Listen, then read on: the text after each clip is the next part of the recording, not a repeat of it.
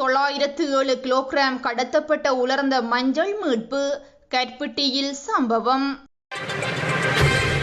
கர்பிட்டியின் பங்களவத்தை மற்றும் சேதவாத்தை கடற்கரை பகுதிகளில் இந்த மாதம் 6 மற்றும் 7 திகதிகளில் இலங்கை கடற்படையினர் முன்னெடுத்த விசேட தேடுதல் நடவடிக்கையின் போது சட்டவிரோதமான முறையில் நாட்டிற்குள் கொண்டுவரப்பட்டதாக சந்தேகிக்கப்படும் சுமார் 907 கிலோகிராம் உலர்ந்த மஞ்சள் கைப்பற்றப்பட்டுள்ளது.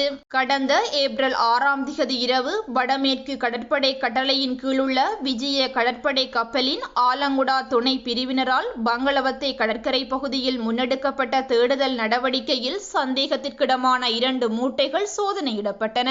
இதன்போது சுமார் 80 கிலோகிராம் உலர்ந்த மஞ்சள் மீட்கப்பட்டதுடன் இதனைத் தொடர்ந்து ஏப்ரல் 7 திகதி மாலை சேதவாத்தை கடற்கரை பகுதியில் மேற்கொள்ளப்பட்ட மற்றுமொரு விசேட தேடுதல் நடவடிக்கையின் போது சந்தேகத்திற்கிடமான 16 மூட்டைகள் கண்டறியப்பட்டன. மேலும் அவற்றை சோதனையிட்ட கடற்படையினர் அவற்றிலிருந்து மறைத்து வைக்கப்பட்டிருந்த சுமார் 827 கிலோகிராம் உலர்ந்த மஞ்சளை கைப்பற்றியதோடு இவ்வாறாக 2 தினங்களில் முன்னெடுக்கப்பட்ட நடவடிக்கைகளின் மூலம் மொத்தம் 907 கிலோகிராம் உலர்ந்த மஞ்சள் கடற்படையினரால் பறிமுதல் செய்யப்பட்டுள்ளமை குறிப்பிடத்தக்கது.